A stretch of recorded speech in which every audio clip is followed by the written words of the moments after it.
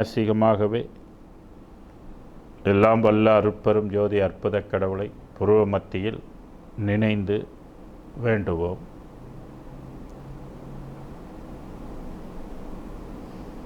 அண்ட சராசரங்களை எல்லாம் படைத்து காத்து ரட்சிக்கின்ற முழுமுதற் பொருளாகிய அருட்பெரும் ஜோதியை, உயிருக்கு உற்ற தாய் தந்தையை, சர்க்குருவை நினைந்து வேண்டுவோம்.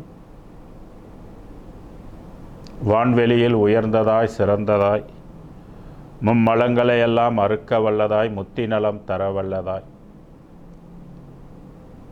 விளங்குகின்ற அருட்பெரும் ஜோதியை சமய மதமெல்லாம் கடந்த தனிப்பதியாய் சிந்தை செய்வோம். இதன் அருளை பெறுவதற்கு பிற உயிர்கள் பால் ஜீவகாருண்யம் வளர்த்து கொள்ள ஆகமம் ஆக்கப்பட்டுள்ளபடியால் ஆன்மநேய ஒருமைப்பாட்டு உரிமையை கருத்தில் கொண்டு ஜாதி மத பேதமற்று, இன பேதமற்று, மொழி பேதமற்று, தேச பேதமற்று, ஆண் பெண் பேதமற்று, உயர்ந்தோர் தாழ்ந்தோர் என்ற பேதமற்று எல்லா உயிர்களுக்குள்ளே அருட்பெரும் ஜோதி ஆண்டவரை கலந்து கலவாமல் விளங்குகின்றார் என்று எண்ணி அவ்வுயிர்களின் நலனுக்கும் மேன்மைக்கும் ஆன்ம லாபத்துக்கும் இறைவனிடத்தில் இறைஞ்சுவோம். பல கோடி மாந்தர்குலம் அறியாமலும் தெரியாமலும் பொய்ப்பொருளையே மெய்ப்பொருளென மதித்து மயங்குகின்ற மதியை நீக்கி மெய்ப்பொருளை அறிகின்ற அறிவை சகலர்க்கும் கொடுத்தருள வேண்டுவோம்.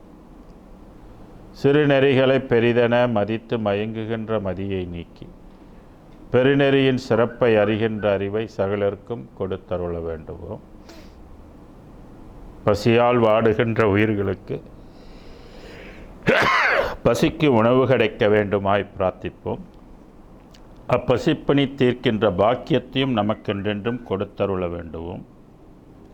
போராலும் இயற்கை சீற்றத்தாலும் ஏழ்மையினாலும் நோயாலும் தினம் அல்லல் படுகின்ற மாந்தர் குலத்துக்கு பசிக்கு உணவும் உடுத்த உடையும் இருக்க இடமும் பிணிக்கு மருந்தும் தடையின்றி கிடைக்க வேண்டுவோம். எத்தனை பிறவி எடுத்தாலும் நின் அருளையே வணங்கிட, வாழ்த்திட, பணிந்திட, பாடிட, புகழ்ந்திட, பிறருக்கு எடுத்து எம்பிட, சத் விசாரமும் செய்திட நல் வரத்தை வேண்டுவோம்.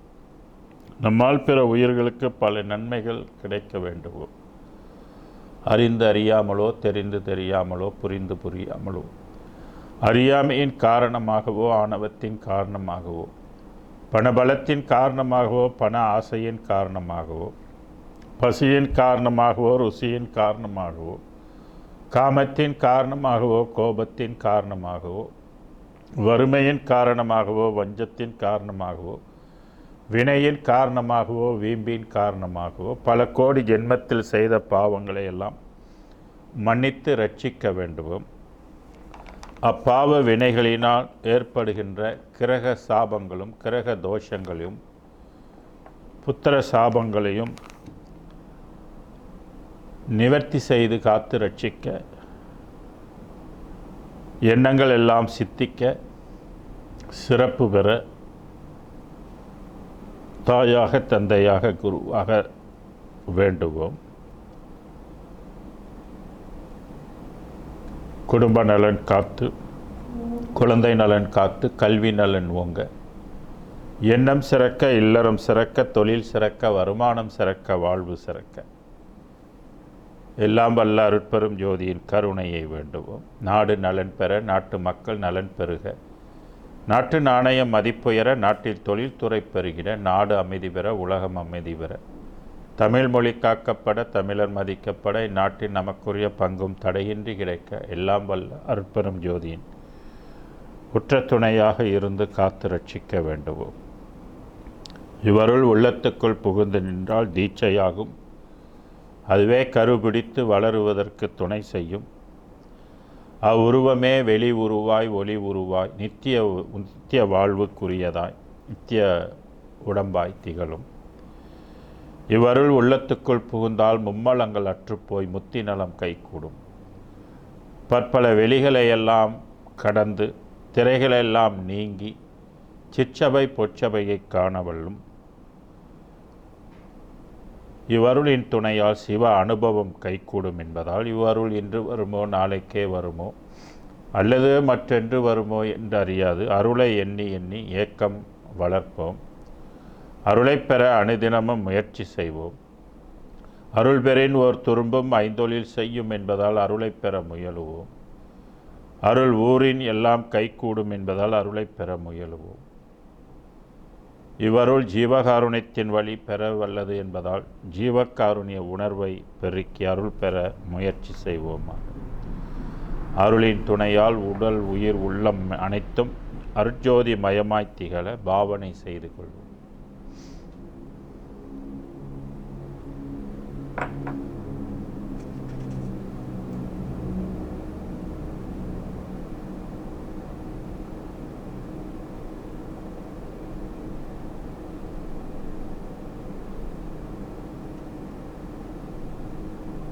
அருட்பெரும் ஜோதி அருட்பெரும் ஜோதி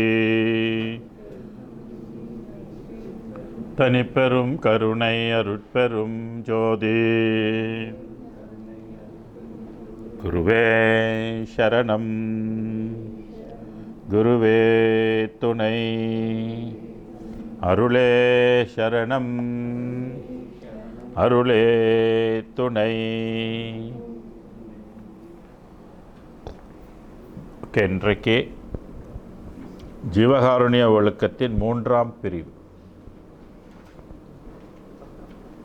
ஜீவகாருண்யத்தின் சொரூபம் முதலியன. சொரூபம் என்பது அதோடைய குணம், அதனுடைய இயல்பு, தன்மை, இதெல்லாம் நம்ம எடுத்துக்கொள்ளலாம். ஏன் இந்த ஜீவகாருண்யம் சன்மார்க்கத்துக்கு ரொம்ப முக்கியமாக வலியுறுத்தப்பட்டிருக்குது அப்படின்னா, இந்த ஜீவகாருண்ய வழியில் தான் இந்த அருளை நம்ம பெற முடியும். முடிவான அருள்.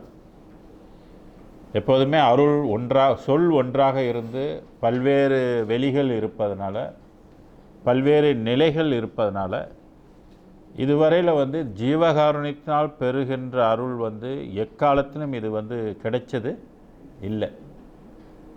இது 19ஆம் நூற்றாண்டுக்கு பிறகு தான், அந்த ஆண்டில் தான் ஜீவகாருண்யத்தினால் இப்படி ஒரு முடிவான ஒரு அருளை பெற முடியும் அப்படின்ற ஒரு செய்தியே உலகத்துக்கு கொடுக்கப்பட்டிருக்கு. இந்த ரகசியம் எந்த நூலில் கொடுக்கப்பட்டிருக்குது அப்படின்னு கேட்டிங்கன்னா, வள்ளலாருடைய 6ஆம் திருமுறையில் தான். இது தான் பரம ரகசியம்னு சொல்கிறது. ரகசியத்திலே இது பரம ரகசியம். ஏன்னா இறைவன் அப்படியே ஒளிஞ்சி தான் எப்போதும் இருப்பார், மறைந்து தான் இருப்பார். தன்னை எப்போதும் வெளிப்படையாக காட்டிக்கொள்ள மாட்டார். சூரியனை பார்க்குற மாதிரி கடவுளை பார்க்கலாம் முடியாது. இவரும் ஒளி தான், சூரியனும் ஒளி தான். ஆனால் சூரியன் புற ஒளி. அது மீத்தன் கேஸில் தான் அது எரியுது. சுய ஒளியெலாம் அதுக்கு கிடையாது. மீத்தன் கேஸ் இல்லைன்னா அந்த எரியறது பந்து நின்று போயிடும், அடங்கிடலாம். உலகமே எல்லாம் எப்படி இருக்கும்? இருட்டாக இருக்கும். அதனால் இறைவன் இந்த ரகசியத்தை உண்மையான கடவுள் 19ஆம் நூற்றாண்டு தான் இந்த உலகத்தில் பிறந்தவங்க, இனி பிறக்க போகிறவங்கெல்லாம் இதை அறியணும் என்பது காலத்தின் கட்டாயமாக இருக்குது. இதுக்கு முன்பு நம்ம செஞ்ச பாவங்கள், பெற்ற தோஷங்கள், சாபங்கள், இதெல்லாம் இனி விலகணுன்னா இனிமேல் பிறக்கிறவங்க, இப்போ பிறந்திருக்கிறவங்களாம் கட்டாயம் ஜீவகாருண்யம் அந்த ஒழுக்கத்தை கடைப்பிடிக்கணும். அப்போ தான் கர்மாவிலேருந்து நம்ம விடுபட முடியும். அதனால தான் இங்கே 3ஆம் பிரிவை இங்கே கொண்டு வந்திருக்கிறாரு. இதுக்குள்ளே என்ன விஷயத்தை வச்சிருக்கிறாரு அப்படின்னு நம்ம பார்ப்போம். ஏற்கனவே 1ஆவது இதில் நிறைய விஷயங்கள் நான் எடுத்து சொல்லியிருக்கிறேன்.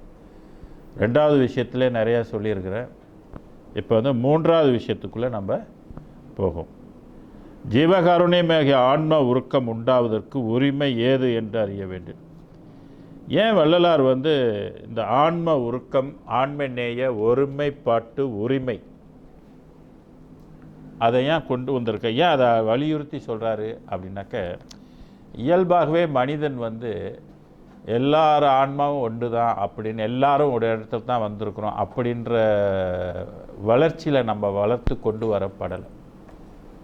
ஒரு குடும்பத்தில் 4 பேர் 5 பேர் இருந்தாலே 5ம் 5 விதமாக இருக்கும். ஒன்றுக்கு ஒன்று எல்லாம் அடிச்சுக்குங்க, பேச்சுக்குங்க, உறவு கெட்டு போயிடும். ஒரு வீட்டுக்குள்ளே இருந்தாக்கா அப்புறம் ஒரு கிராமத்துக்குள்ளே எப்படி இருக்கும், அப்புறம் ஒரு டவுனில் எப்படி இருக்கும், ஒரு நாட்டில் எப்படி இருக்கும், பல நாடுகள் இருக்கனால உறவுலாம் எப்படி இருக்கும். இந்த வட கொரியா தென் கொரியா பாருங்கள் எப்படி இருக்குது, ரெண்டும் ஒரே ஆள் தான். ஆனால் என்ன இருக்குது, எனிமிட்டி இருக்குது அந்த மாதிரி. அப்போ இந்த மாதிரி இருப்பதுனால என்னாக்க ஆண்மை நேயம் அங்கே என்ன ஆகிரும், அடிபட்டு போயிடும். ஆண்மை நேயம் அடிபட்டு போனால் அருளை பெற முடியாது. இதுதான் ரொம்ப முக்கியமான ஒரு விஷயம், நம்ம புரிஞ்சுக்கொள்ளணும். எல்லா உயிர்லேயும் கடவுள் இருக்கிறாரு அப்படின்னு நீங்கள் நினைக்கலன்னா இந்த அருள் வந்து பெற முடியாது, கொடுக்காது, அது காரியப்படாது, உங்களை ஏற்றுக்கொள்ளாது. ஏன்னா அதுக்கு ஏகப்பட்ட உலகம் இருக்குது, ஏகப்பட்ட அருள்நிலைகள்லாம் இருக்குது, ஏகப்பட்ட தெய்வம் இருக்குது, மந்திரம் இருக்குது, தந்திரம் இருக்குது. எதையாவது நீ கும்பிட்டுக்கிட்டே போய்கிட்டே இரு, என்னோட இது உனக்கு கிடைக்காதுன்ற, கொடுக்க முடியாது, நான் வர முடியாது, உனக்குள்ளே நான் கலக்க முடியாது அப்படின்னு மோகோ பண்ணி விலகுங்களா. அதுதான் இந்த ஜீவகாருண்யம் என்பது சன்மார்க்கத்துக்கு ரொம்ப ரொம்ப முக்கியம். சமய மதங்கள் எல்லாம் அப்படி வந்து பிரிவுபட்டு அதில் வந்து வேறு மாதிரி இருக்கும். அதில் வந்து இந்த உறவுக்கு வந்து ரொம்ப முக்கியத்துவம் இருக்காது, ஜீவகாருண்யத்துக்கு முக்கியத்துவம் இருக்குது. அதனுடைய அமைப்பு விதி, அதனுடைய வேதங்கள், அதனுடைய ஆகமங்கள்லாம் வேறு வேறு இது சொல்லும்.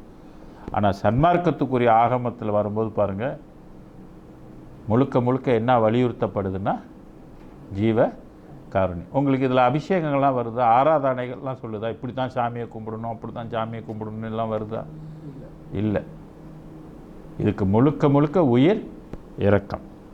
அதனால் அந்த உயிர் இரக்கத்தை வந்து ஆன்ம உருக்கம் அப்படின்னு சொல்கிறார். ஏன்னா உடம்பில் இருக்கக்கூடிய தத்துவங்கள் எல்லாம் மெய் தத்துவமா பொய் தத்துவமா? உடம்பு தத்துவத்தை கேட்க 60 தத்துவமும் பொய் தத்துவம். அப்புறம் 36 தத்துவத்தில் மனம் முக்கிய பங்கு வகிக்குது. இந்த மனமும் ஒரு மெய்யில், அதுவும் ஒரு பொய். அப்போ இந்த உடம்புக்கு எது தான் மெய்யாக இருக்குது? ஆன்மாவும் அதோடைய விளக்கமும் தவிர்த்து வேறு எதுவுமே உண்மை பொருள் அல்ல. அதனால் நமக்கு என்ன உருக்கம் வரணும்னு மன உருக்கத்தை சொல்லலை, நேராக எந்த உருக்கத்துக்கு போயிட்டார், ஆன்ம உருக்கத்துக்கு கொண்டு போயிட்டார். நான் ஆன்ம உருக்கம் எடுத்த அடுப்பிலே வந்துருமா? அதுக்கு நீங்கள் ஒரு உறவை வந்து ஏற்படுத்தணும். உறவை ஏற்படுத்தினால்தான் உங்களுக்கு அந்த ஆன்ம உருக்கம் வரக்கூடிய வாய்ப்பை ஏற்படுத்தும். நீங்கள் அந்த ஆன்ம உறவை நீங்கள் வந்து ஒன்றென்று நீங்கள் ஏற்றுக்கொள்ளலைன்னா கண்டிப்பாக ஆன்ம உருக்கம் வராது. அப்படின்னா மற்ற உயிர்கள் பால் நமக்கு கருணை இல்லைன்னா ஆன்ம உருக்கம் வராது. அதுதான் ஜீவகாருண்யத்தை வந்து ரொம்ப வள்ளல் பெருமான் வலியுறுத்துவதற்கு இது ஒரு காரணம். ஆக ஜீவகாருண்யமாகிய ஆன்ம உருக்கம் உண்டாவதற்கு உரிமை எது உரிமையாக நமக்கு இருக்கின்றது? நிறம் உரிமையாக இருக்கா, இல்லை எல்லாரும் அமைப்பு நம்ம எல்லாத்துக்கும் கை கால் ஒன்றா இருக்குது அந்த உரிமை நமக்கு வந்து சாதகமாக இருக்கா, இல்லை மொழியா, இல்லை அது படித்த அறிவா, பாஷையா, இல்லை செய்கிற தொழிலா, அதில் பெறுகின்ற வருமானமா, எதில் உரிமை இருக்குது? எதுலேயுமே நீங்கள் உரிமை கொண்டாட முடியாது. ஏதோ ஒன்றில் உரிமை இருக்குது. ஏன்னா மற்றதிலெல்லாம் வந்து லெபெக்குறாங்க இருக்கும், பேதம் இருக்கும், கூட சம்பளத்துலலாம் கூட குறைவு இருக்கும், கல்வியிலலாம் கூட குறைவு இருக்கும், குணத்தில் கூட நிறைய குணங்களில் சில பேர் குணம் நம்ம அக்செப்ட் பண்ணிக்க முடியாது. பாஷைகளில் நிறையா இருக்குது. சில பாஷைகள்லாம் மற்றவங்க பேசுவாங்க, நம்ம பேச முடியாது. நம்ம பேசுகிற பாஷை மற்றவங்க பேச முடியாது. தேசத்துலேயும் நம்ம வேறு நாடு, அவங்க வேறு நாடு, வேறுங்களா? இதிலெல்லாம் என்ன உண்டுன்னா பேதம் இருக்குது. அப்போ எதில் தான் உரிமை இருக்குன்னு எதை கொண்டு வர முடியும்? எதை வச்சு நம்ம வந்து உரிமை அவர் கேட்குறாரு. ஜீவகாருண்யமாக ஆன்ம உருக்கம் உண்டாவதற்கு உரிமை எதுக்கு நான் ஆன்ம உரிமை வைக்கணும்? ஜீவகாருண்யம் நான் எதுக்கு வைக்கணும்? எனக்கு என்ன உரிமை இருக்குது? யாரோ எவனோ எங்கேயோ பிறந்தான், எங்கேயோ வளர்ந்தான், அவனுக்கு மேலே ஆன்ம உருக்கம் நான் நினைக்க வேண்டிய அவசியம் எனக்கு என்னன்ற கேள்வி இருக்கு இல்லையா? அந்த கேள்விக்கு என்ன பதில் சொல்கிறார் வள்ளலார்? ஜீவர்கள் எல்லாம் ஒரு தன்மையாகிய கடவுள் இயற்கை உண்மை ஏக தேசங்கள் ஆகி. இது என்ன அர்த்தம்? ஜீவர்கள் எல்லாம் ஒரு தன்மையாகிய, தன்மை என்பது நம்மக்கிட்டலாம் ஒரே தன்மை இருக்குது இல்லைங்களா? ஆனால் அது வெளிப்பட்டுருக்குதா? இல்லை, வித்தியாசமாக வெளிப்பட்டுக்கிட்டே இருக்குது. ஆன்மா என்ற இடத்துக்கு போகும்போது அதுக்கிட்ட ஒரே தன்மை. ஆனால் மனதில் இப்போ பார்த்தா வேறு தன்மைகளாக இருக்குது. அது அப்போ ஆன்மத்தன்மை இல்லை. அப்போ ஜீவர்கள் எல்லாம் ஒரே தன்மையாகிய கடவுள் இயற்கை உண்மை ஏக தேசங்கள் ஆகி கடவுள் அருட்சக்தியால் பூத காரிய தேகங்களில் வருவிக்கப்பட்டபடியால். நம்மளாம் எப்படி இங்கே வருவிக்கப்பட்டிருக்கிறோம்? பூத காரியம்னா, பூதம்னா 5 எலிமெண்ட்ஸ், பஞ்சபூதங்கள், நெருப்பு, தண்ணி, காற்று, ஆகாயம். இப்படி இந்த பஞ்சபூதத்தை கொண்டு தான் நம்ம இந்த உலகத்துக்கு கொண்டு வரப்பட்டிருக்கிறோம். அருட்சக்தியா? ஏகம்னா எல்லாத்துக்கும் ஒன்றாக இருக்குது. ஏகம் அநேகன், ஒப்போசிட் அநேகன். அப்போ இந்த ஒன்றான ஏகமாக இருக்கின்ற ஒரு கடவுளுடைய அருள் சக்தியால் தான் பூதகாரிய தேகங்களில் வருவிக்கப்பட்டபடியால். அப்படின்னா உண்மையிலே கடவுளை அறிந்து கொள்ளக்கூடிய யார் உண்மையிலே என்ன இந்த உலகத்துக்கு கொண்டு வந்தால், யார் உண்மையிலே எனக்கு இந்த 5 பஞ்சபூத உடம்பை உருவாக்குனா அப்படின்னு கேட்டாக்க, அதுக்கு இதுவரையில் உள்ள வேதங்கள்லாம் தேடுனா அருட்பெரும் ஜோதியை சுட்டி காட்டாது. அந்த ரியலில் சுட்டி காட்டாது. குரானை எடுத்தாலும் சரி, பைபிள் எடுத்தாலும் சரி, 4 வேதங்களை நீங்கள் எடுத்தாலும் சரி, சித்தர் வேதங்களை எடுத்தாலும் சரி, இந்த கடவுளை அந்த வேதங்கள் சுட்டி காட்டாது, தெரியாது. அப்போ நான் தான் உன்னை படைச்ச இந்த பூமியில் அப்படின்றது இந்த வேதத்தை படித்தால் மட்டும்தான் தெரியும். ஆனால் இப்போ மற்றவங்கெல்லாம் மற்ற வேதங்கள்லாம் யார் படைச்சான்னு நினச்சிக்கிட்டு இருக்கிறாங்க. அவங்கவுங்க நிலையில் உள்ளவங்க படைச்சிருக்கிறாங்க அப்படின்னு அவங்க நினச்சிக்கிட்டு இருக்கிறாங்க. அது உண்மையிலே தவறா?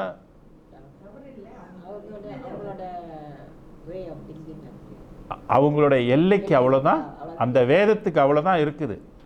அதனால தான் நம்ம லேட்டஸ்ட் வேதத்தை கட்டாயம் படித்து ஆகணும். அதில் படித்தா தான் சில உண்மைகள் நமக்கு தெரியும். இல்லைன்னா உண்மை நமக்கு கிடைக்காது. அப்போ உண்மை கிடைக்காம போனாக்கா நம்மளுடைய பிறவியை ஒழிக்கவும் முடியாது.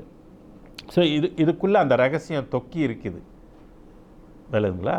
இது நம்ம டீப்பாக உள்ளுக்கு போய் எடுக்கும்போது தான் அது நமக்கு அது தெரிய வரும். ஆக கடவுள் அருட்சக்தியால் பூத காரிய தேகங்களே வருவிக்கப்பட்டபடியால் இந்த ஜீவர்கள் எல்லாம் ஓர் உரிமை இனத்தவர்களே ஆகும். ஓர் உரிமை இனத்தவர்களே ஆகும். எந்த ரீதியில்? ஆன்ம ரீதியில். வேறு எந்த ரீதியிலையும் நீங்கள் கம்பேர் பண்ண முடியாது. ஏன்னா அது வேறுபடும். அதனால் ஓர் உரிமை இணைத்தவர்களே ஆகும். சகோதரர்களுக்குள் ஒருவர் ஆபத்தால் துக்கப்படுவதை கண்டபோதும் கேட்டபோதும் அறிந்தபோதும் அவர் தேகம் நமது சகோதர தேகம் என்று தெரிந்து கொண்ட மற்றொரு சகோதரருக்கு உருக்கம் உண்டாவது தேக உரிமையால் என்று அறிவது போல். சொந்தோ மாதிரி ஒன்று கொடுக்குறாரு. எக்ஸாம்பிளில் யாரை குறிக்கிறாரு? சகோதரர்களை குறிக்கிறார்.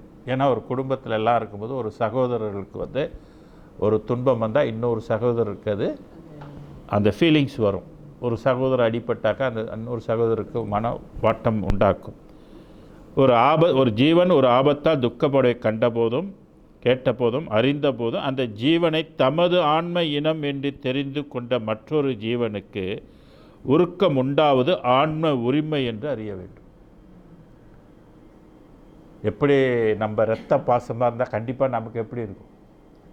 நமக்கு அந்த அந்த உருக்கம் இருக்கும், அந்த கவலை இருக்கும் இல்லைங்களா?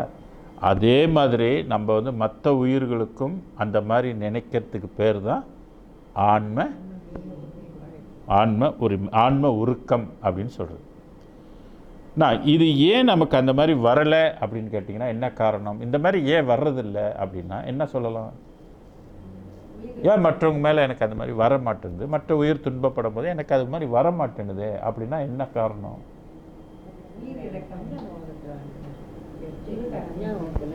வள்ளலார் என்ன சொல்கிறாருன்னா, அந்த உயிருக்குள்ளேயும் ஆன்மா இருக்குது, எல்லாம் ஒரு இடத்துல வந்தோம் என்ற அறிவு உனக்குள்ளே இல்லைன்றார். முதல்ல அந்த அறிவு இல்லை. அது இல்லாதனால நம்ம அதை பற்றி கருதில்ல. இப்போ என்ன செய்யணும், இப்போ நம்ம உணர்றோம், ஓ நம்ம உடம்பு வந்து இறைவன் செஞ்சு தான் நம்ம இங்கே வந்திருக்கிறோம், இறைவனால் தான் அது வந்திருக்கிறோம், பஞ்சபூதத்தினால தான் இறைவன் நமக்கு ஆக்கி கொடுத்துருக்காரு.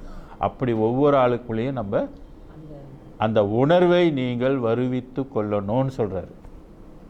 அப்போ அந்த உணர்வை நீங்கள் வருவித்து கொள்ளுகின்றீர்கள் என்றால், அந்த கான்செப்டை நீங்கள் ஏற்றுக்கிறீங்கன்னாக்கா உங்களுக்கு அந்த அறிவு இருக்குதுன்னு அர்த்தம். அந்த அறிவு இல்லாதனாக்கா என்ன பண்ணுவாங்க, எந்த உயிர் துன்பப்பட்டாலும் அதை வந்து கண்டுகொள்ள மாட்டாங்க, இல்லைங்களா? அதனுடைய அறிவு, அந்த உணர்வு மிகுந்து போக போகத்தான் நம்ம வந்து மற்ற சாதாரண உயிர்கள் மேலேயும் அந்த இது வந்துடும். அப்போ தான் ஆடு, கோழி, மாடு இதெல்லாம் நம்ம என்ன செய்வோம், ஐயோ பாவம், அதை வெட்டக்கூடாது, அதை சாப்பிடக்கூடாது, அப்படி சாப்பிட்டு இந்த உடம்பை வளர்க்கக்கூடாது என்ற அறிவு இருந்தால் தான் நம்ம அது மேலே வரும். அந்த அறிவே இல்லாத மக்களுக்கு வந்து என்ன எப்படி இருக்கும், அவங்க நம்மகிட்ட நியாயமாக ஏங்க இது சாப்பிட்டா என்னங்கன்னு கேட்பாங்க. அவங்க நியாயப்படுத்துவாங்க. அது ஏன்னா அந்த உயிரும் இந்த உயிரும் அவங்க இன்னும் அவங்க அறிவில் என்னன்னு நினைக்கல, அந்த ஒருமையை அவங்க நினைக்கல, அந்த அறிவு அவங்களுக்குள்ள ஊட்டப்படலை, சிந்திக்க வைக்கப்படலை, இல்லை அந்த கான்செப்ட் அவங்களால இன்னும் ஏற்றுக்கொள்ளப்படலை. ஏற்றுக்கொள்ளாத வரைக்கும் அவங்ககிட்ட நீங்கள் சைவத்தை வலியுறுத்த முடியுமா? வலியுறுத்த முடியாது. நீங்கள் வலியுறுத்தினா என்ன பண்ணுவாங்க,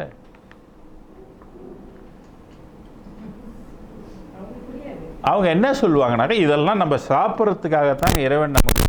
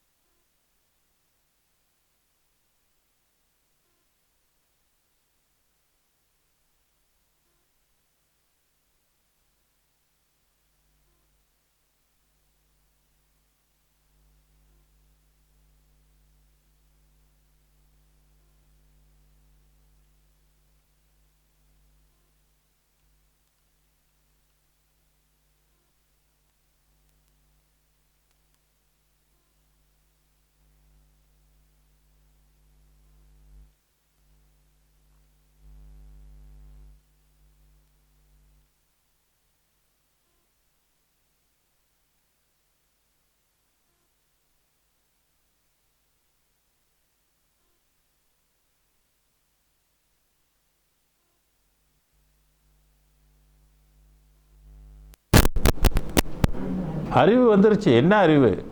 ஆன்ம அறிவு அவருக்குள்ளே காரியப்படுது. அப்போ ஆட்டோமேட்டிக்காக அவருக்குள்ளே என்ன உரிமை ஏற்படும்? ஆன்ம உரிமை ஏற்படும். நம்ம இப்போ தான் அதை வந்து ஆன் பண்ணுறோம். எப்படி? அருட்பெரும் ஜோதி, அருட்பெரும் ஜோதி, தனிப்பெரும் கருணைன்னு சொல்லி அதை என்ன செய்கிறோம்?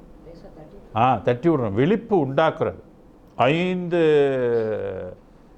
என்ன சொல்லுவாங்க, உயிரெழுத்து கொண்ட மகா மந்திரத்தை கொண்டு அந்த ஆன்மாவுக்கு நம்ம என்ன ஒளி கிடைக்கட்டும், ஒளி உண்டாக்குறதுக்கு என்ன சொல்கிறோம்? அந்த நாமத்தை நம்ம நிறைய தடவை சொல்லணும். நிறைய தடவை சொல்லத்தான் இந்த உரிமை நமக்கு வரும். இந்த ஆன்ம உரிமை நமக்குள்ளே ஏற்படும். இந்த மந்திரம் போடலைன்னா வருமானா? வராது. இந்த மந்திரம் நீங்கள் போடலைன்னா அது வேலை செய்யுமானா? வேலை செய்யாது. ஆனால் நீங்கள் ஜீவகாருண்யத்தை ப்ராக்டிஸ் பண்ணலாமா அப்படின்னா, இப்போ வெளிநாடுகள்லாம் பார்த்தீங்கன்னாக்கா அவங்களுக்குலாம் மந்திரம் தெரியாது. ஆனால் அவங்களாம் என்ன செய்கிறாங்க? சகமாக இருக்கிறாங்க. மனித நேயத்தை கடந்து ஆன்ம நேயம் பற்றிலாம் வந்துட்டாங்க. அப்போ அதில் வேலை செய்யுமா அப்படின்னு ஒரு கேள்வி இருக்குது. வேலை செய்யுமா? செய்யாத? செய்யும்.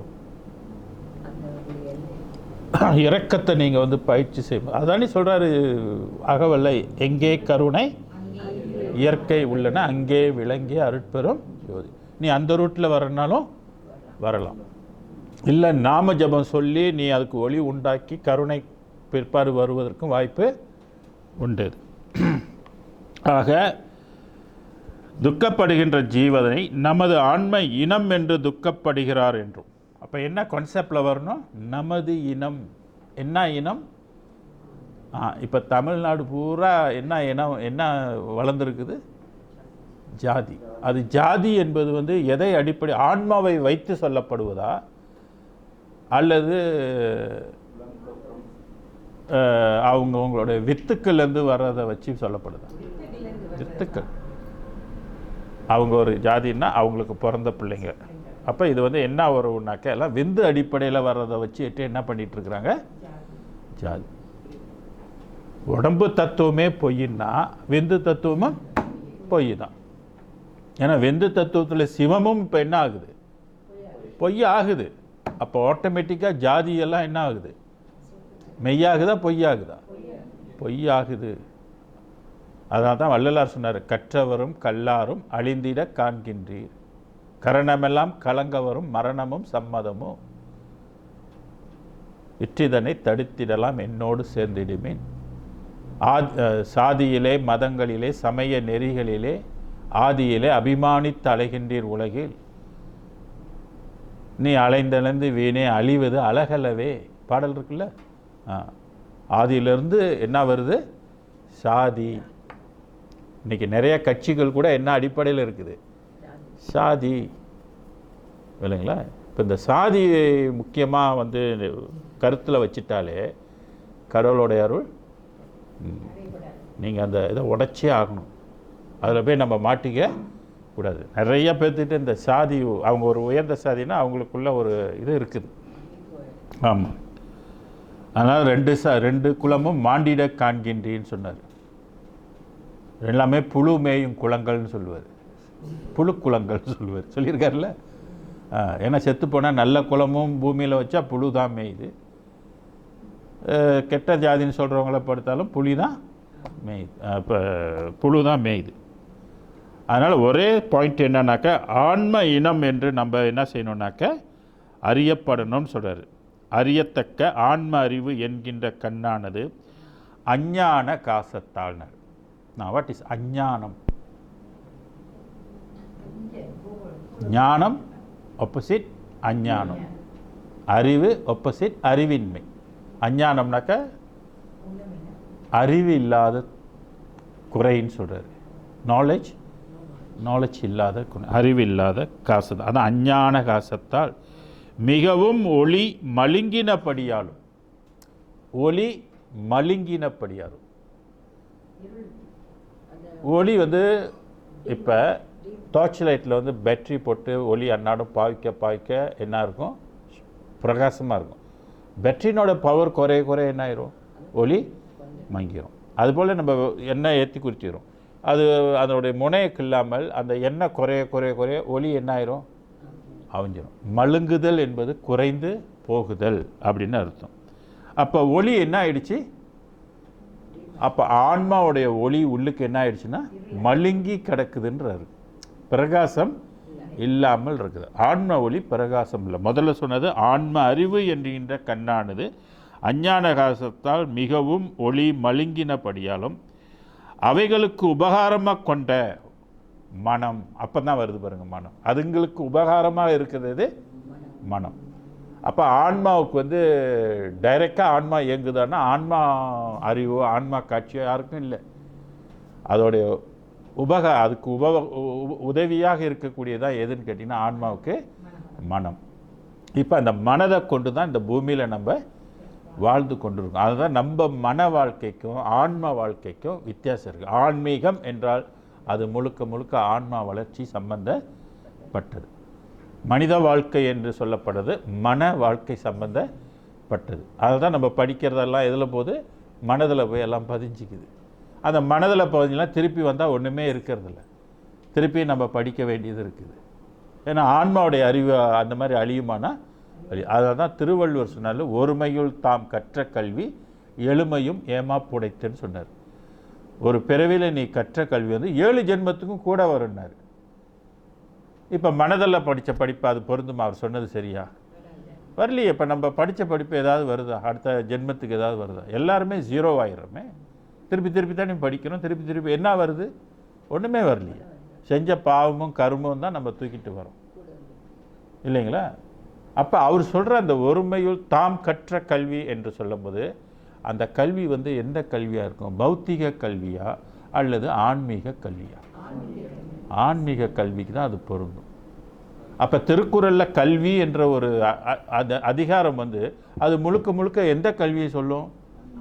ஆன்ம கல்வியை சொல்லும். விளக்கம் கொடுத்தவங்க ஆன்ம கல்வியாக சொல்லியிருக்கிறாங்க? இல்லை. ஒருமையில் தாம் கற்ற கல்வின்னு இவங்க என்ன நினச்சிட்டாங்க, அந்த கற்ற என்றது படித்த உலகத்தில் கண்ணு பிடிச்சி படித்தேன்னு எடுத்துக்கிட்டாங்க. உள்ளுக்கு இருந்து ஆன்மாகிட்டிருந்து நீங்கள் கற்றது, புறத்திலேருந்து கற்றது அல்ல. பௌத்திக கல்வி அல்ல அது. அதனால தான் வள்ளலார் சொல்கிறாரு, சாகாத கல்வியே கல்வி. ஆமாம், ஒன்றே சிவம் தான் என்று அறிந்தே தகுமறிவென்றது. ஆக உபகாரமாக கொண்ட மனம் முதலான உபநயங்களாகிய கண்ணாடிகளும் பிரகாச பிரதிபலிப்பில்லாமல் தடிப்புள்ளவர்களாக இருந்தபடியாலும். சரி, ஆன்ம பிரகாசம் இல்லாமல் போனால் மனமும் அது மாதிரி ஆயிடும்ன்றாரு. அந்த மனதிலையும் உங்களுக்கு தடிப்பாக போயிடும்ன்றாரு. மனம் இதாகிடும், அதாவது மாயைக்கு உட்பட்டு போயிடும். அது அந்த பிரகாசம் பிரதிபலிப்பு இல்லாமல் சொல்கிறாரு. அப்போ மனமும் இருளாயிடும். அதுதான் மனதால் பார்த்தீங்கன்னா இன்றைக்கி உலகத்தில் நிறைய வேற்றுமைகள் இருக்குது. ஏன் இன்றைக்கி மோட்டிவேஷன் போயிட்டு வந்தோடனே மாறிடுறாங்க சில பேர். மோட்டிவேஷன் போனோடனே ஒரு மாற்றம் கிடைக்கிது. சில பேர் மாறிடுறாங்க இல்லையா? சில பேர் சிந்திக்க தொடங்குறாங்க இல்லையா? அப்போ இந்த மனம் என்ன ஆயிடுச்சுன்னா ஒரு இருள் மாதிரி அவங்கள போட்டு பிளாக் பண்ணி வச்சிருது. இதையே நம்ம கிளியர் பண்ண முடியாது. அப்புறம் எங்கே நான் ஆன்மா கிட்ட போகிறது? இந்த 7 திரைகளெல்லாம் நம்ம நீக்கிட்டு போகிறது. அது பிரகாசமாக இருந்தால் தான் இதுக்கு பிரகாசமாக உண்டும். அப்போ சில பேர் வாழ்க்கையில் பார்த்திங்கன்னா ரொம்ப அலர்ட்டாக இருக்கிறாங்க, ரொம்ப ஐக்யூ நல்லா இருக்குது. அப்போனா இவங்களுக்குள்ளே என்ன தான் பிரகாசமாக இருக்குது? ஆன்மா பிரகாசமாக இருக்குது. ஆன்மா பிரகாசமாக இருந்தால் மனமும் பிரகாசமாக இருக்கும். அப்போ மனம் நல்லா வேலை செய்யும், மனம் நல்லா திங்க் பண்ணும். அந்த மனதில் இவங்க என்ன படித்தாலும் அது போய் மனதில் பதியும். ஆன்மா பிரகாசம் இல்லைன்னா மனம் இல்லை. அப்போ ஒவ்வொரு ஜென்மத்திலும் யாரெல்லாம் ஆன்மீகவாதிகளாக இருக்கிறாங்களோ அவங்க மீண்டும் மீண்டும் பிறக்கும்போது அவங்க இந்த உலகத்தில் நல்லா ஜீனியஸாக இருப்பாங்க. இந்த இன்னொரு கூட்டம் பிறக்குதுங்களே, அது என்ன ஆயிரும்னாக்கா மேலும் மேலும் கீழ் நோக்கி அவங்களுடைய மனம் அவங்களுக்கு கருணை இல்லாமல் அவங்க வெறும் புலனின்ப வாழ்க்கையை அடிப்படையாக கொண்ட வாழ்க்கையாக வாழ்வாங்க. அதனால தான் இங்கே மனம் முதலான உபநயங்களாகிய கண்ணாடிகளும் பிரகாச பிரதிபலிப்பு இல்லாமல் தடிப்புள்ளவைகளாக இருந்தபடியாலும் கண்டறிய கூடாமாயிற்று. அதனால் அவங்களுக்கு மனமே இன்னும் சுத்தமாக ஆகலை அப்படின்னு சொல்கிறார். ஸோ இது போன்றவங்களுக்கு எது உதவி செய்யும்? இந்த மனம் தடிப்பாக இருக்கிறவங்க, மனம் இருளாக உள்ளவங்க, கான்ஷியஸ் லெவல்லே இருக்கிறவங்க, இன்னும் கான்ஷியஸ் சப்கான்ஷியஸ்லாம் அவங்களுக்கு வந்து வேலை செய்யாது, சிந்திக்க அவங்களால முடியாது. ஸோ இந்த மாதிரி உங்களுக்கு என்ன மாதிரி இது உதவியாக இருக்கும், என்ன செஞ்சால் உதவியாக இருக்கும், என்ன செஞ்சால் சேஞ்ச் பண்ணும் இவங்களை? மெடிடேஷன் இவங்களுக்கு உதவி செய்யும். எப்போதும் இவங்க வந்து ஆழ் மனதுக்கு போனால் நல்லா வேலை செய்யும், அதுலேருந்து விடுபட முடியும். சில மோட்டிவேஷன்கள் இவங்களை ஆழ் மனதுக்கு கொண்டு வரும், அது அவங்களுக்கு உதவி செய்யும். அப்புறம் இறை வழிபாடு வேலை செய்யுமா, வேலை செய்யாதா? கண்டிப்பாக வேலை செய்யும். நாம ஜெபம் வேலை செய்யுமா, செய்யாதா? கடவுளை வந்து எப்போதும் நினைக்கிறது வேலை செய்யுமா, செய்யாதா? கடவுளை நினைக்க என்ன ஆவாங்க, மனதில் இருக்கிற இருள் நீங்கும், வேலை செய்யும். இதெல்லாம் மெடிடேஷன் வேலை செய்யும். சில யோகா பயிற்சிகள் கூட இவங்களுக்கு வந்து வேலை செய்யும், எக்ஸசைஸுங்களும் வேலை செய்யும், ப்ரீதிங் சிஸ்டம் கூட இவங்களுக்கு வந்து வேலை செய்யும். எப்படி வேலை செய்யணும்?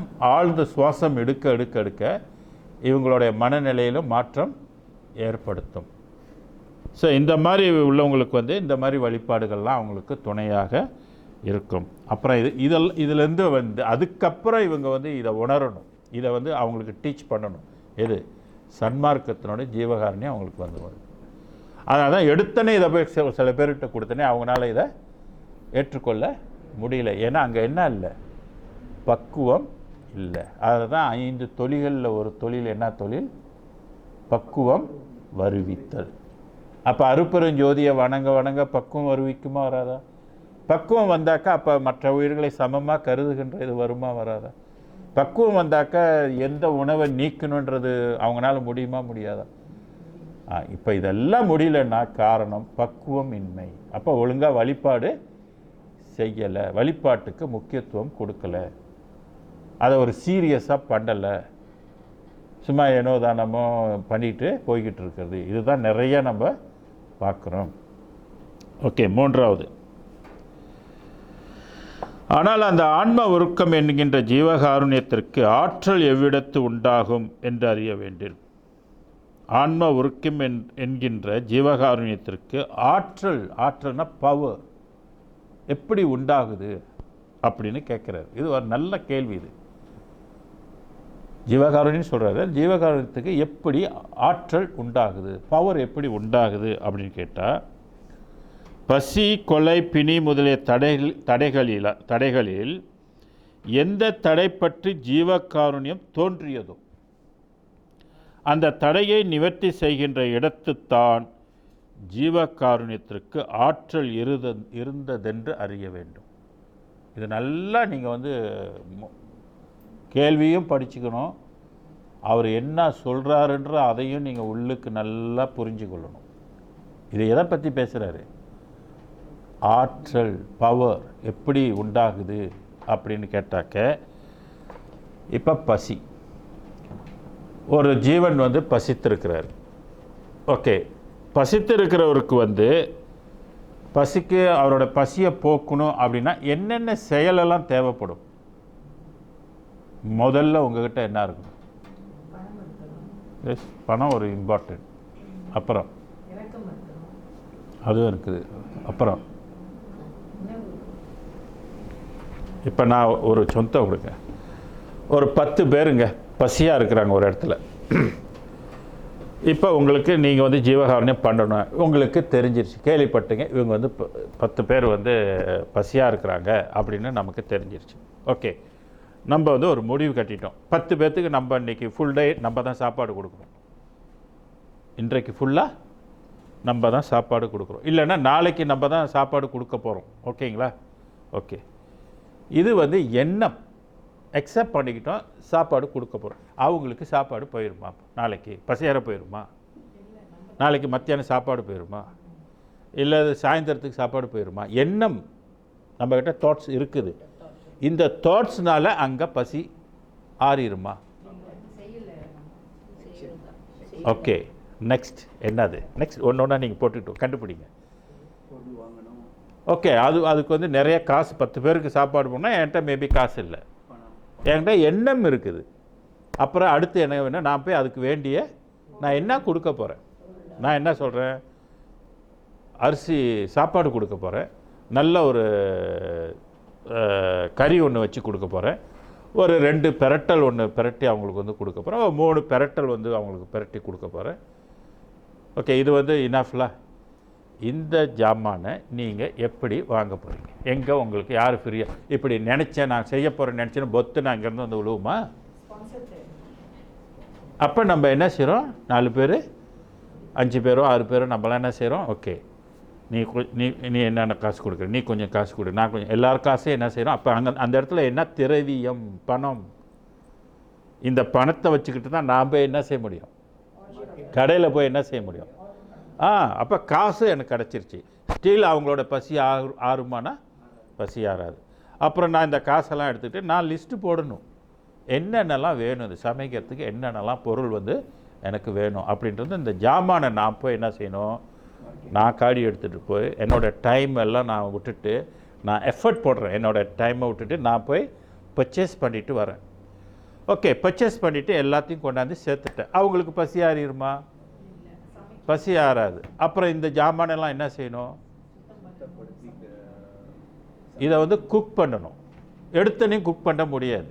அப்போ நான் அடுத்து என்ன செய்யணும், எனக்கு சமைக்க தெரியாது, நான் இப்போ யாரை கூப்பிடணும், நான் ஒரு சமையல்காரனை கூப்பிடணும். அவன் என்ன சொல்லுவான், எனக்கு காசு வேணும். அப்போ நான் அவனுக்கு என்ன கொடுக்கணும், சமைக்கிறதுக்கு காசு கொடுக்கணும். விளங்குங்களா? ஓகே, இப்போ சமையல்கார் வந்துட்டு எல்லாம் வந்து என்ன பண்ணுவார், அவர் வந்து என்ன பண்ணுவார், எல்லாமே என்ன செய்யணும், அவர் சுத்தம் பண்ணுவார். நம்மலாம் கூட இருந்தால் எல்லாம் அவருக்கு வேண்டியதெல்லாம் என்ன செய்யணும், அவருக்கு வேண்டியதெல்லாம் வெட்டி கிட்டி எல்லாம் நம்ம. இல்லை சமையல்கார் வேணால் நம்மளே சமைக்கிறோம் அப்படின்னாலும் நம்மளே என்ன செய்யணும், எல்லாத்தையும் எடுத்து அந்த எஃபர்ட். அரிசியை நீங்கள் கழுவணும், அப்புறம் அரிசியை வந்து இதில் போடணும், உங்களுக்கு பானை எல்லாம் ரெடி பண்ணணும். ஏன்னா 10 பேர்னும் போது நீங்கள் சின்ன குக்கர்லலாம் பண்ண முடியாது, உங்களுக்கு வந்து அந்த ஃபெசிலிட்டிஸ் எல்லாமே இருக்கணும். அப்போ அதை வந்து கழுவணும், சுத்தம் பண்ணணும். ஓகே, சாதம் ஆக்கியாச்சு.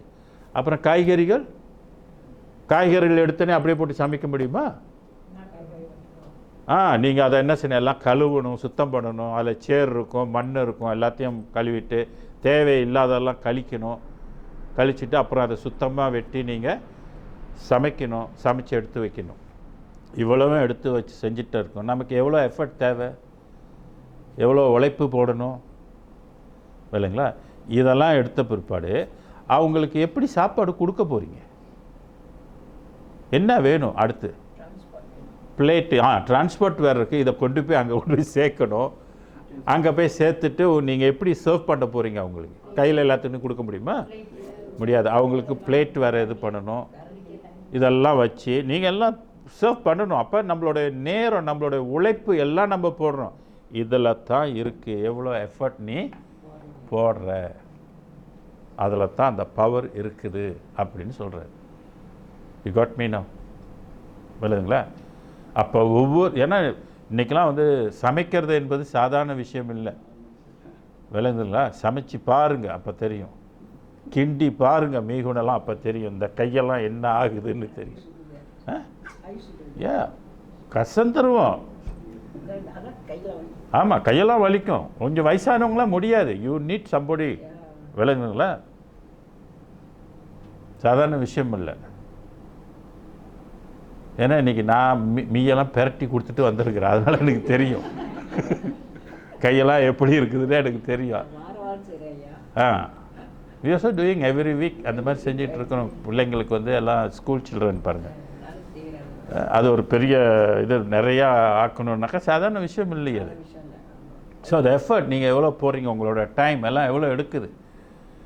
ஸோ இதில் தான் நமக்கு அந்த பலன், அந்த ஆற்றல் இருக்குது அப்படின்னு சொல்கிறாரு. ஸோ அதுக்கு யார் பணம் கொடுத்தாலும் சரி, யார் உழைப்பு கொடுத்தாலும் சரி, அந்த புண்ணியங்கள் அவங்களுக்கு போய் சேரும். இப்படி தான் நம்ம அந்த ஆற்றலை பெருக்கி இது அப்படியே தொடர்ந்து செய்ய செய்ய செய்ய நம்மக்கிட்ட இருக்கக்கூடிய தீமைகள் கூட என்ன ஆயிரும், அது நம்மளை விட்டு விலகி போயிடும். ஏற்கனவே அது சொல்லியிருக்கிறா இல்லையா, அதை விரதமாக தொடர்ந்து செஞ்சுட்டு வந்தால் ஆயுளை கூட அது இது பண்ணும். விளங்களா? அது ஆயுள்லாம் திடீர்னு ஏதாவது ஆயுளுக்கு ஆபத்து வந்துட்டால் என்ன செய்ய முடியும்? பெரிய இழப்பு இல்லையா ஆயுள்? அதனால் பசி அடுத்து வந்து கொலை. இது இப்போ பசிக்கு நான் விளக்கிட்டேன். அடுத்து வந்து கொலை. நான் கொலை என்பது தெரியும், ஒரு உயிரை பிரிக்கின்ற சம்பவம். உடலை விட்டு உயிர் பிரிகின்றது. உடலை விட்டு உயிர் பிரிஞ்சுன்னா அடுத்து சபம் தான். ஓகே, எப்படி நீங்கள் ஹெல்ப் பண்ணலாம், எப்படி தடுக்கலாம்? இது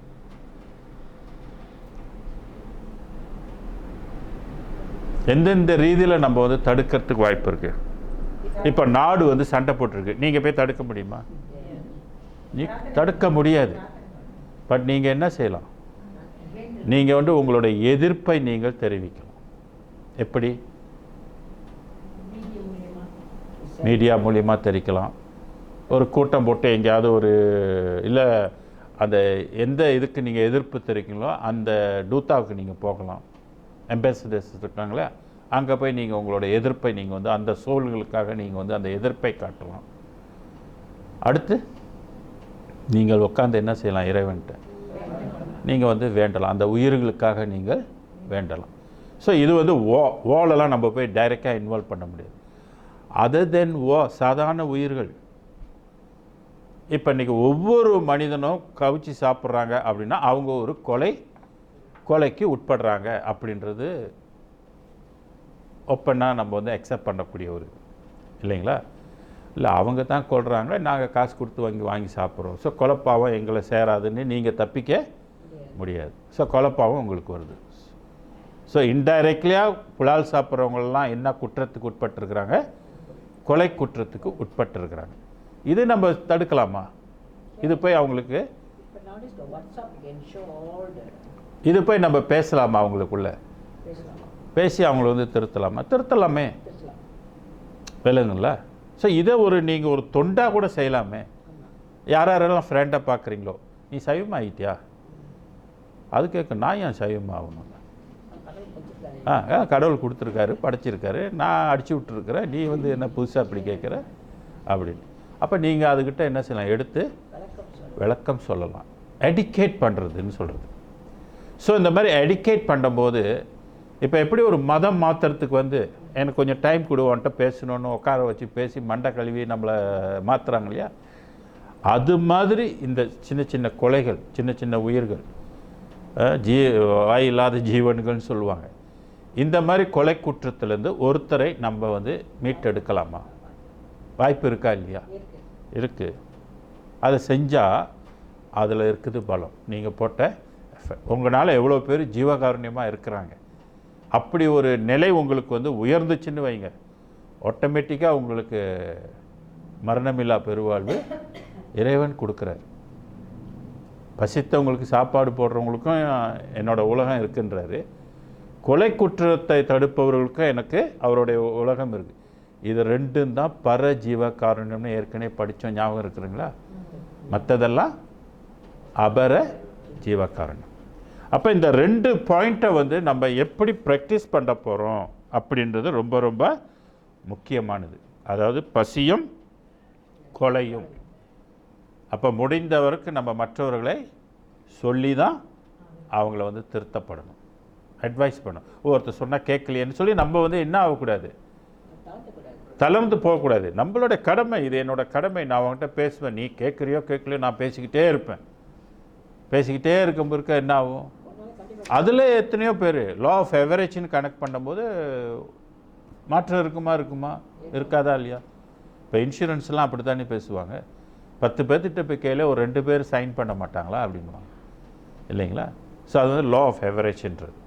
ஸோ அந்த மாதிரி நம்ம லா ஆஃப் எவரேஜில் வந்து நம்ம தினமும் பேசிக்கிட்டே இருக்க யாராவது ஒரு ஆளாவது சிந்திப்பாங்க, இந்த வேதத்தில் இப்படிலாம் சொல்லப்பட்டிருக்குது, இதெல்லாம் நம்ம இப்படி மாறினா தான் நமக்கு அருள், இறைவனுடைய அருள் கிடைக்கும். இறைவனுடைய அருள் இருந்தால் தான் நம்மளுடைய கர்மா நீக்கப்படும். இதெல்லாம் நம்ம தெரியாமல் செஞ்சாக்க கண்டிப்பாக நமக்கு எந்த மாற்றமும் இருக்காது. துன்பங்கள் எல்லாம் நம்மளை போட்டு புரட்டி எடுத்துக்கிட்டு இருக்கோம். எண்ணங்கள்லாம் நமக்கு வந்து சித்திக்காது. சில தடைகள் நமக்கு இருக்கும், அதில் வந்து நம்ம நிவர்த்தி பண்ண முடியாது. அப்படின்லாம் நமக்கு அவங்கள எடிகேட் பண்ணனா காலப்போக்கில் என்ன ஆயிரும்? அவங்க மாறுவோம். அது நமக்கு ஒரு பெரும் புண்ணியமாக இருக்கும். அதனால தான் சொல்கிறாரு, அந்த இடத்துல தான் ஆற்றல் இருக்குது, பவர் இருக்குது அப்படின்னு சொல்கிறாரு. நான் அடுத்த பிணி. எப்படி பிணியை நம்ம வந்து தீர்க்கறதுக்கு உங்களுக்கு என்ன தெரியும்? இப்போ ஒருத்தருக்கு பிணி, நீங்கள் பார்க்குறீங்க. அவர் வந்து சொல்கிறாரு, இந்த பிணியில் நான் வந்து கஷ்டப்படுறேன்ப்பா அப்படின்னு சொல்கிறாரு. ஸோ நீங்கள் என்ன செய்ய முடியும்? நீங்கள் டாக்டராக இருந்தால் நம்ம என்ன செய்ய முடியும்? அவருக்கு வைத்தியம் ஏதாவது செய்யலாம். சரி வாப்பா, நான் என்கிட்ட மருந்து இருக்குது, நான் உனக்கு மருந்து தரேன். மருந்து இந்த விலை, ஐயோ அவ்வளோ காசு என்னால் முடியாது, பரவாயில்ல காசெல்லாம் விடாத, நான் கொடுக்குறேன், முதல்ல நீ சாப்பிடு, நல்லா போனால் சரி அப்படின்னு ஒரு டாக்டர் சொல்கிறாருன்னு வச்சுங்க. அது வந்து அவருக்கு நன்மையா இல்லையா? அவர் டாக்டர். இப்போ எல்லோரும் டாக்டராக இல்லையே. இப்போ நம்ம வந்து அந்த இப்போ பிணியும் நம்மளும் ஏதாவது செய்யணும். ஆனால் நம்ம வந்து டாக்டர் இல்லை, நமக்கு தெரியாது. பட் நம்ம என்ன செய்யலாம்? தெரிஞ்சால் மூலிகை சொல்லி கொடுக்கலாம். தெரியலன்னா அடுத்து என்ன செய்யலாம்? எப்படி உதவி செய்யலாம்? மருத்துவம் செய்கிறவங்களுக்கு நம்ம ஸ்பான்சர் பண்ணலாம்.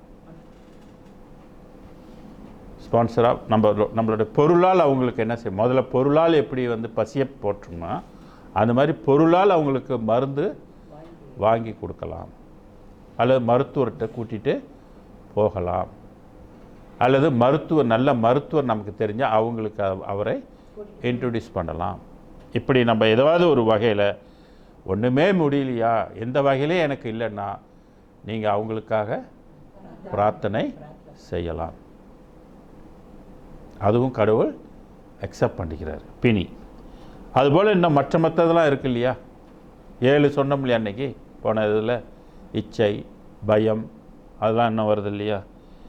இந்த மாதிரி முதலிய தடைகளில் எந்த தடையை பற்றி ஜீவகாருண்யம் தோன்றியதோ அந்த தடையை நிவர்த்தி செய்கின்ற இடத்துத்தான் ஜீவகாருண்யத்துக்கு ஆற்றல் இருந்தது என்று அறிய வேண்டும். சும்மா வெறும் எண்ணம் மட்டும் இல்லை. யூ மஸ்ட் டூ, ஏதாவது ஒரு action. Do it in action. அதுக்காக என்னென்ன ப்ரிப்பேர் பண்ணுறோம் நீங்கள் எதோ இப்போ நம்ம படிச்சுட்டோம், தெரிஞ்சு போச்சு. அடுத்து நமக்கு வந்து செயல் என்னது? ஆக்ஷன். Okay okay. சில பேருக்கு நேரம் இருக்கும், சில பேருக்கு நேரம் இருக்காது. சில பேருக்கு சில தர்மங்கள் செய்கிறதுக்கு வந்து அந்த ஆப்பர்ச்சுனிட்டி வந்து இருக்காது. அந்த மாதிரி இங்கே என்ன செய்யலாம்? செய்கிறவங்க மூலியமாக அதை செய்யலாம். நம்ம தான் செய்யணும்னு இல்லை, நம்மனால அதை மற்றவங்க செய்கிறதுல நம்ம ஜாயின் பண்ணி அவங்களுக்கு செய்யறதுக்கு நம்ம ஒரு தூண்டுதலாக நம்ம வந்து இருக்கலாம். பொருள் கொடுத்தோ அல்லது உடல் உழைப்பு கொடுத்தோ இருக்கலாம். ஸோ உடல் உழைப்பு கொடுத்தாலும் அதுக்கு வந்து என்ன இருக்குது? ஆமாம். நாங்களாம் 96 வந்து அன்னதானம் தொடங்கும் போது இந்த உடம்பு எவ்வளோ எவ்வளோ எஃபர்ட் போட்டிருக்கோன்னு தெரியாது. புது ஆளுங்களுக்கெல்லாம் தெரியாது, பழைய ஆளுக்கெல்லாம் தெரியும். ஒவ்வொரு செல்ஸும் உழைச்சிருக்கும், ஒவ்வொரு செல்ஸ் உழைக்கும். ஆமாம், அதுக்கு பொருள் போய் திரட்டுறதே சாதாரண விஷயம் இல்லை. அந்த ப்ராஜெக்ட் முடிஞ்சனிய எல்லா செல்ஸும் ரெஸ்ட் எடுக்கும்.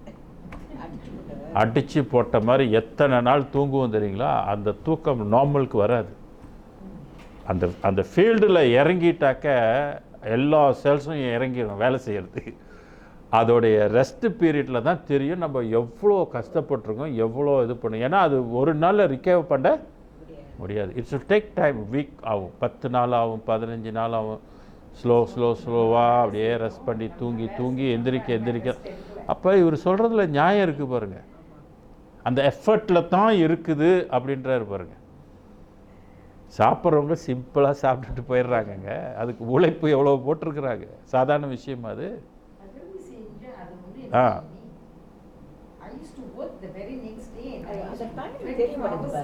டைம் தெரியாது அது.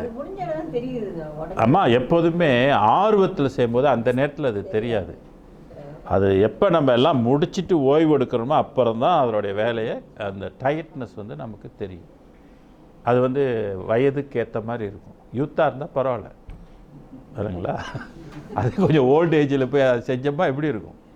ஸோ பாடிக்கு அந்த ஸ்ட்ரென்த் இல்லை.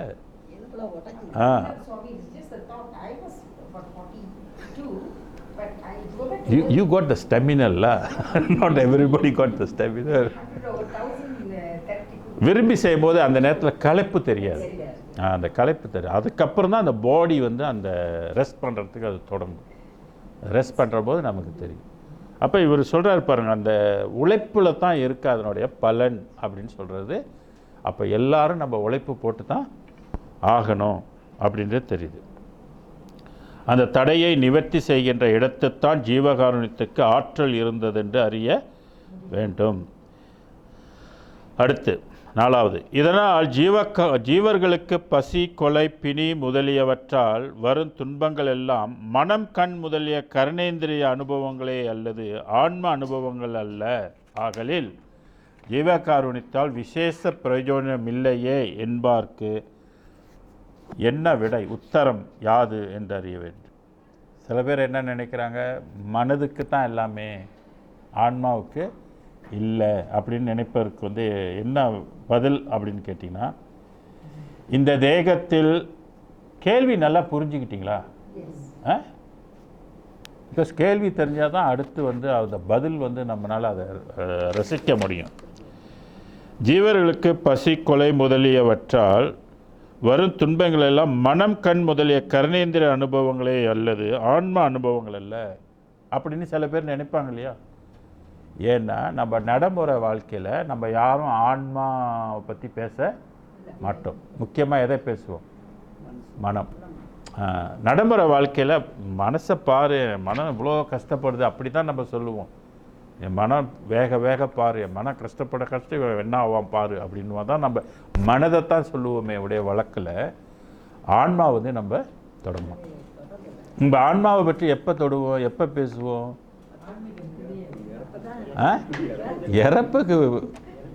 இறப்புக்கு பிற்பாடு தான் ஆத்மா சாந்தி அப்படின்ற ஒன்று. ஆத்மா அப்போ மனசாந்தின்னு அங்கே வராது.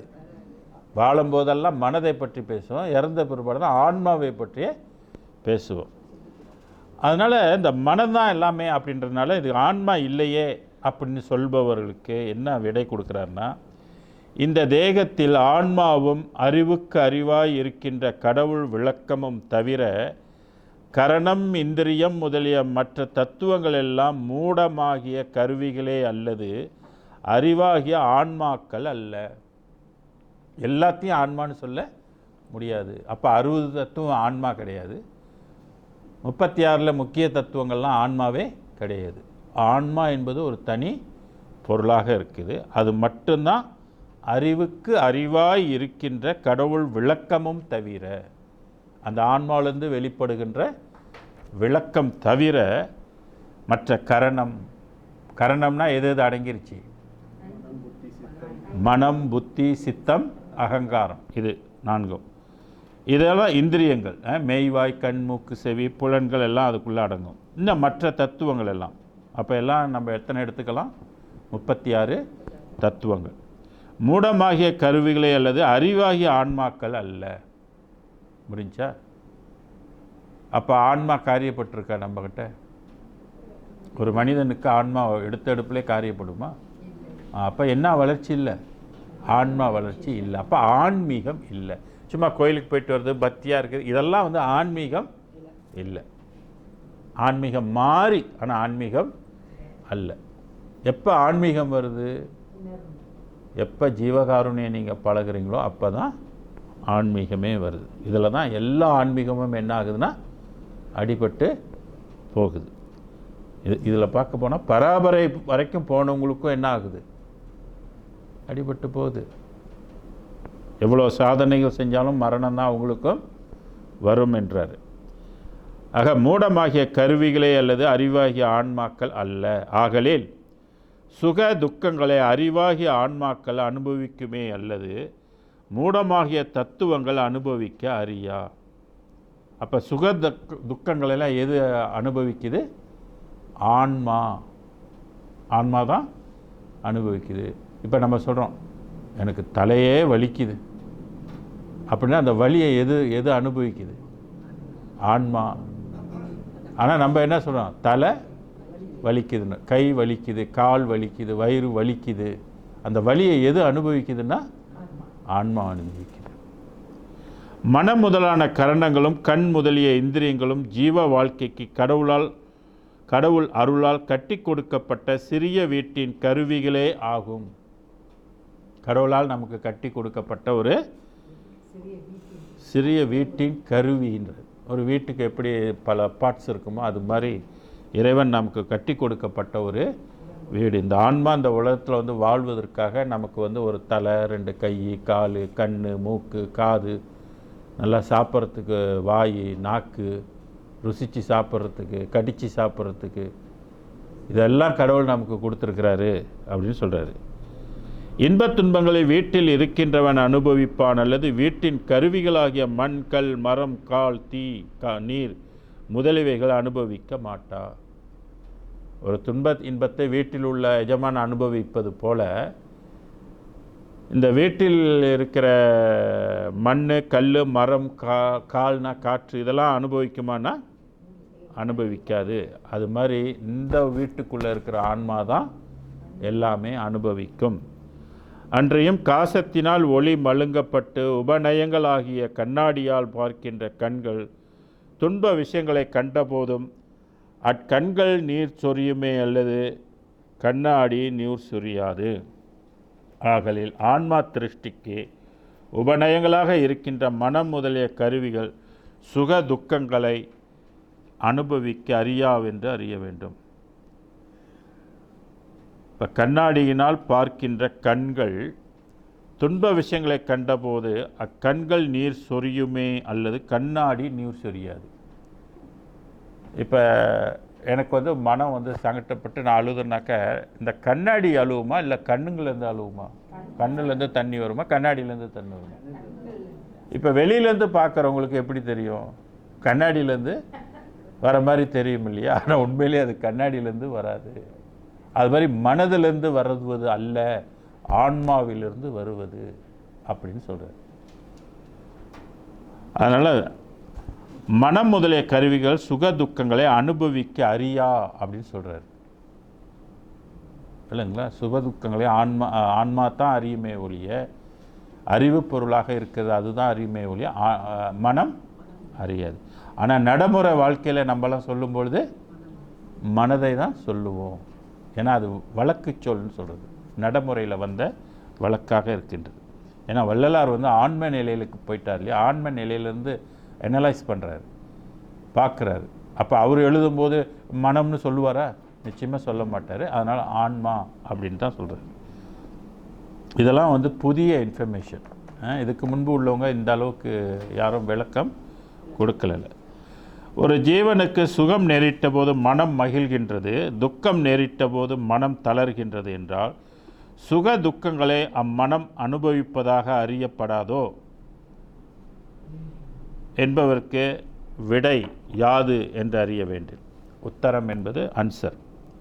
ஒரு ஜீவனுக்கு சுகம் நேரிட்ட போது மனம் மகிழ்கின்றது, துக்கம் நேரிட்ட போதும் மனம் தளர்கின்றது என்றால் சுக துக்கங்களை அம்மனம் அனுபவிப்பதாக அறியப்படாதோ என்பதற்கு விடை என்னன்னா, திருப்பியும் விளக்கம் கொடுக்குறாரு. முதல்ல கொடுத்த விளக்கத்தை விட இன்னும் கொஞ்சம் பிரீஃபாக மறுபடியும் சொல்கிறார். பளிங்கு வீட்டினுள் இருக்கின்ற வீட்டு தலைவனுடைய தேக விளக்கமும் தேகச்சோர்வும் அந்த வீட்டில் பிரதிபலித்து புறத்தில் தோன்றுவது போலவும், கண்கள் மலர்ச்சியும் சோர்வும் அக்கண்களில் இட்ட உபநயங்களாகிய பிரதிபலித்து புறத்தில் தோன்றுவது போலவும், சுகதுக்கங்களால் ஆன்மாவுக்கு உண்டாகின்ற மகிழ்ச்சியும் தளர்ச்சியும் மனம், கண் முதலிய கர்ணேந்திரியங்களில் பிரதிபலித்து புறத்தில் தோன்றுகின்றது. அதனால் மனம் மகிழ்ச்சி அடைஞ்சது, மனம் துக்கம் அடைஞ்சதுன்னு சொல்ல கூடாது அப்படின்றாரு. ஆன்மா தான் சுகம் அடைஞ்சது, ஆன்மா துக்கம் அடைந்தது அப்படின்னு சொல்ல முடியும். ஏன்னா அதுக்கு உதாரணம் கொடுக்கும்போது, பளிங்கு வீட்டில் இருக்கின்ற வீட்டு தலைவனுடைய தேக விளக்கமும் தேகச்சோர்வும். பளிங்கு வீட்டில் இருந்தால் எப்படி இருக்கும்?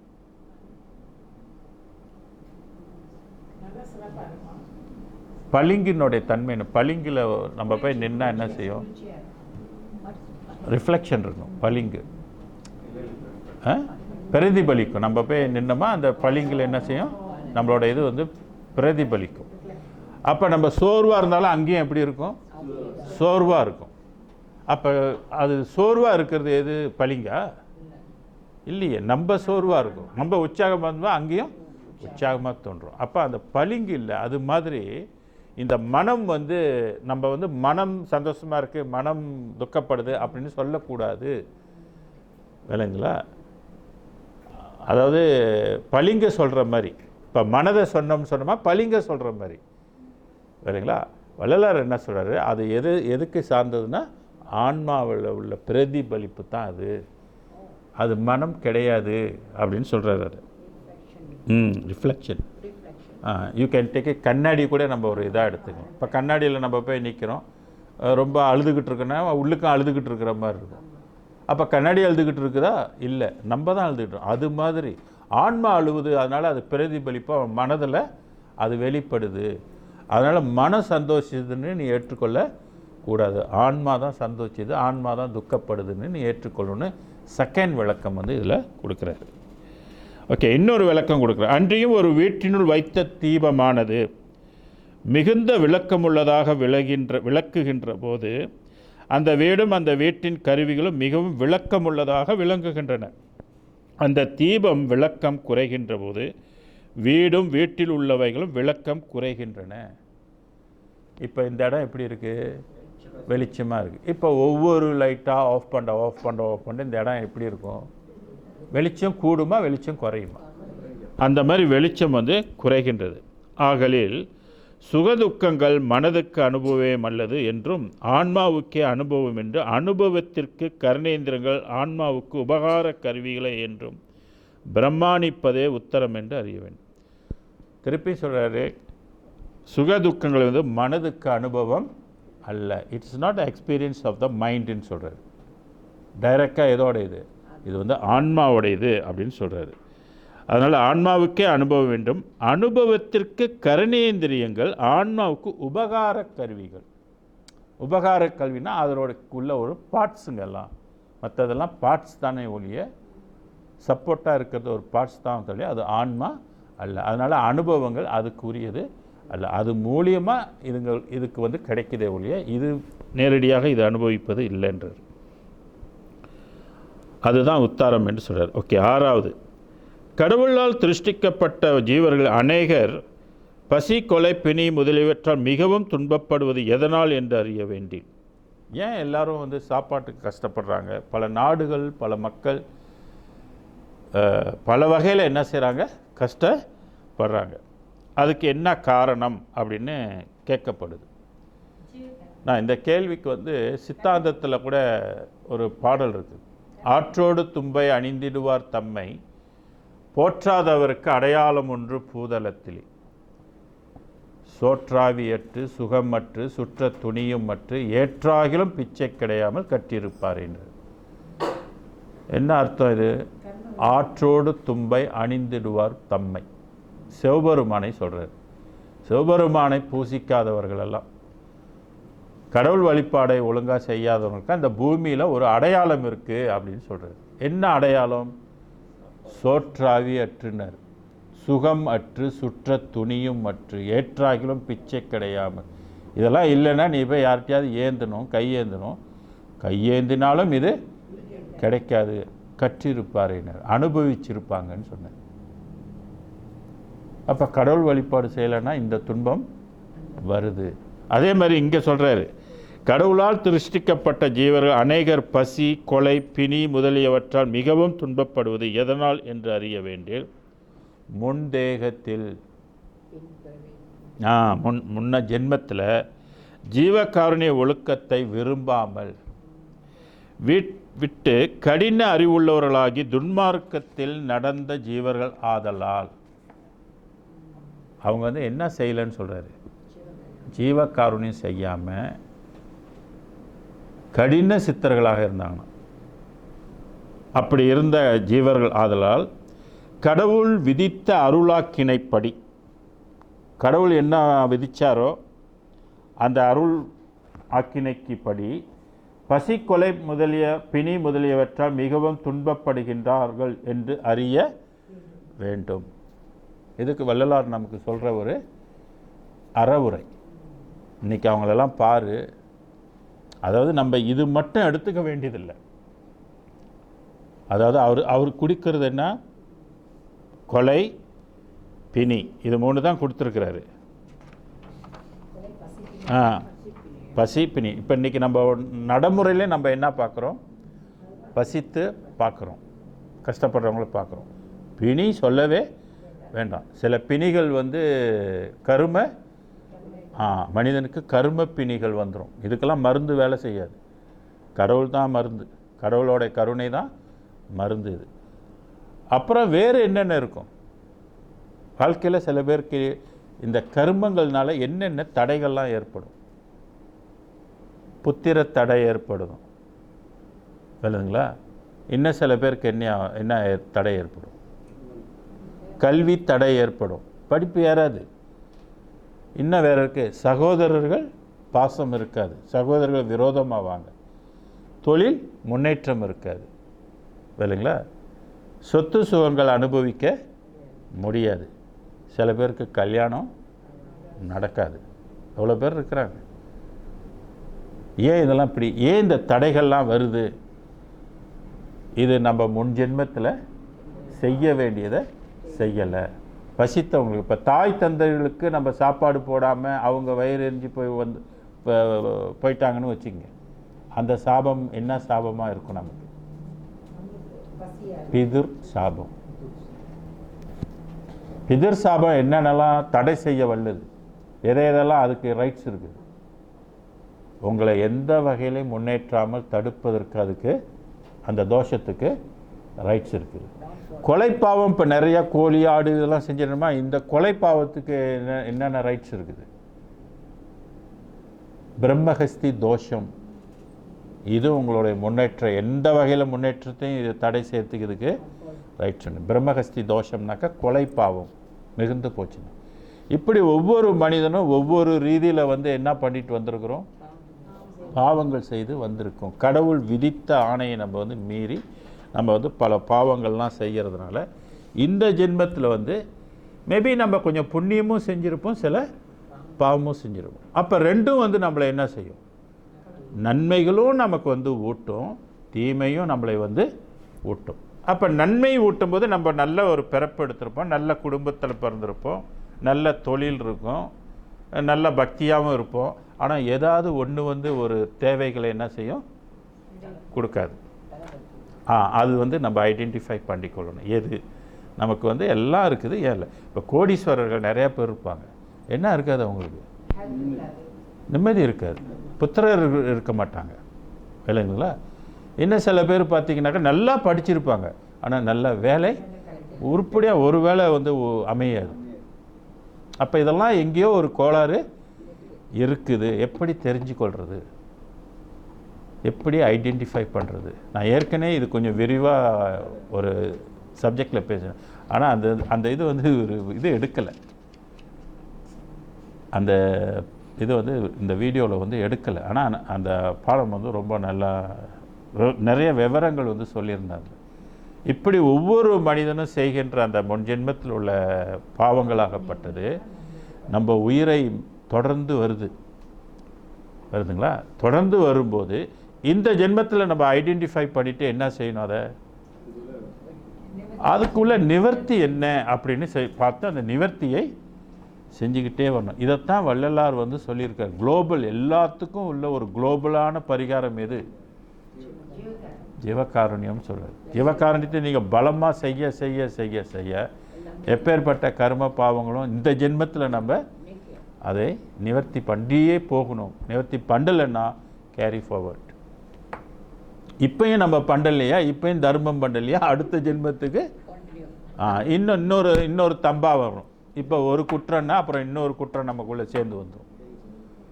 ஸோ இதை அவரவர் ஜாதக மூலியமாக, பிறப்பு விதி ஜாதகம்னு இருக்குது, இந்த மெயினாக பிறக்கும் போது அந்த ஜாதகத்தை அப்சர்வ் பண்ணி கண்டு இது என்னென்ன குற்றம் இருக்குது அப்படின்னு தெரிஞ்சுட்டு நாம் அதுக்கு இந்த ஜென்மத்திலே அதுக்கு தீர்வு கண்டால் தான் நமக்கு விமோச்சனம் கிடைக்கும்.